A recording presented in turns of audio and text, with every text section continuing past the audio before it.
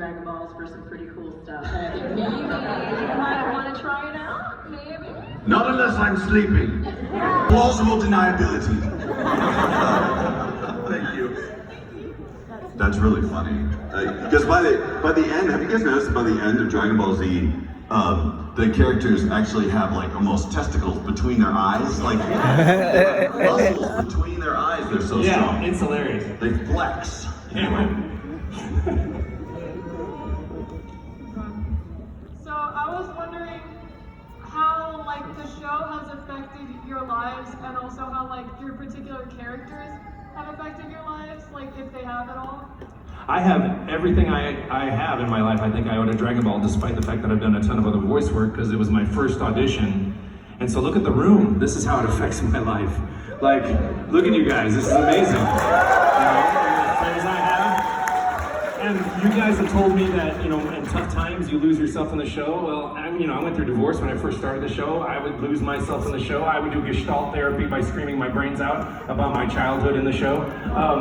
You know, so it's helped me grow up and become the man I am today. So it's everything, pretty much. I mean, almost half my life I've been playing this character. So I don't know if you guys feel the same way, but yeah. It's kind of like free therapy, right? You get to yell at people and be angry and get it all out. And people are like, how are you so nice all the time? I'm like, because I scream in the booth all day long and get it all out.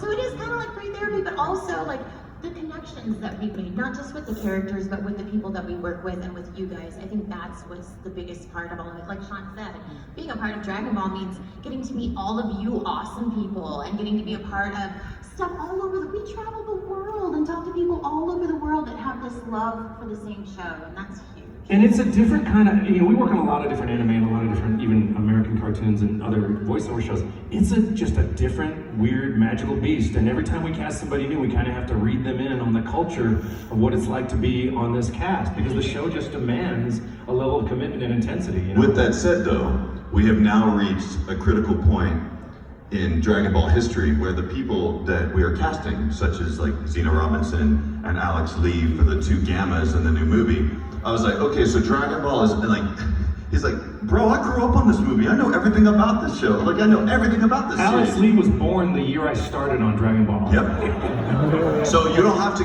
explain Dragon Ball. I spent the first 20 years of my life trying to explain Dragon Ball to people, and now you... I was going to interject. No, that's basically it, because for years it's always been like that pivotal moment right in the Majin Buu saga. It's like, fight you? No, I want to kill you.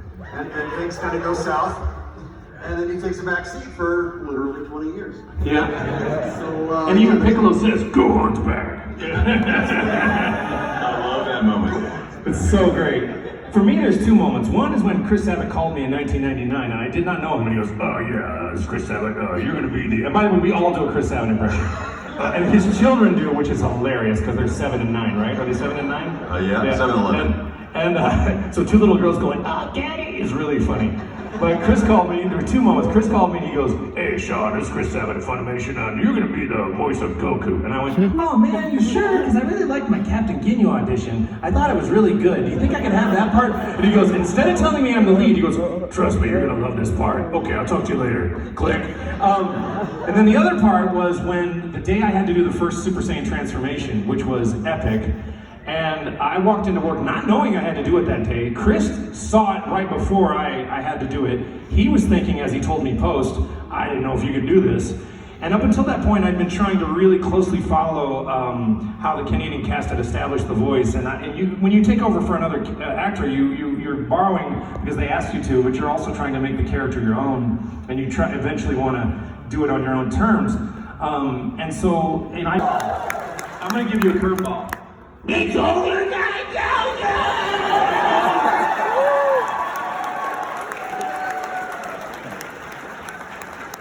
Have fun, Bulma.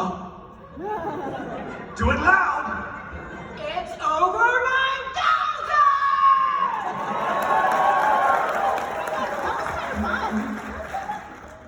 9,000! It's over 9,000. I was going to ask you to jump. Oh yeah, guys, guess what? It's over 9,000! That's how I feel like Times that I die. And then you're like, "It's over," and then Vegeta goes, "Shut up," before he finishes it. Oh yeah. And I'm also Ox King, so, oh Chi-Chi, it's over 9,000!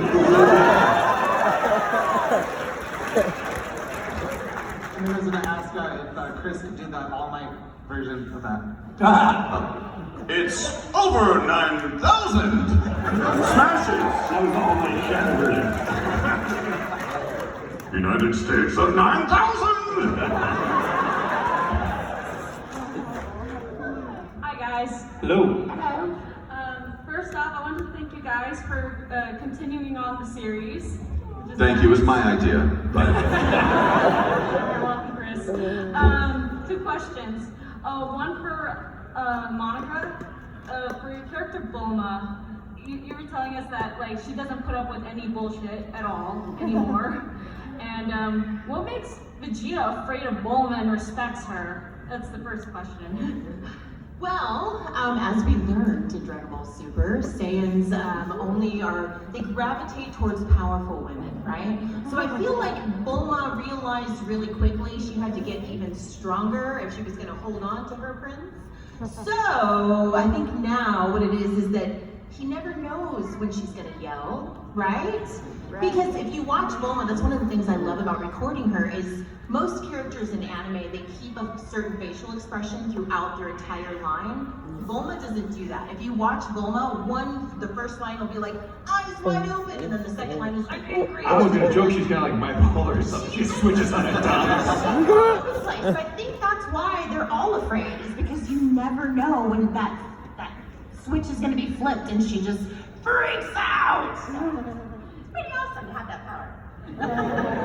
And another question too is like between Goku and Vegeta, like their fight scenes, especially the one when Vegeta became Majin and then Goku had to go Super Saiyan 2 and things are going south really bad. Like, did it feel like the fight scene you were like part of that fight scene in real life? Or For me? Or, I meant for Christopher and Sean. It always feels like it's every fight scene. Like when people, I'm so flattered by people liking the "I will not let you destroy my world" video, and I think a lot of people are like, "Oh my God, it's amazing! That's so special." I'm like, that's every day at work. That a lounge chair that I love so much, and I like American football. It's like, let me hug you, son, and the son's like, he hugs him so tight, I don't think Trunks can breathe. Anyway, yeah, that was the best. That was peak Dragon Ball right there.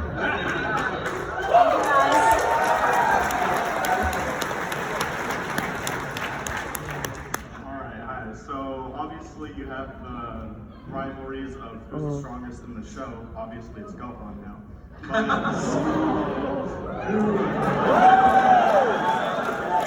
said, obviously Gohan's the strongest now. I was actually, I wasn't trying to be rude. I was actually prepping a joke, but I was actually part of the panel. I just didn't hear that. Who's stronger? It's me. Sorry. I don't know. I just got to say that tacitly. It's in my contract.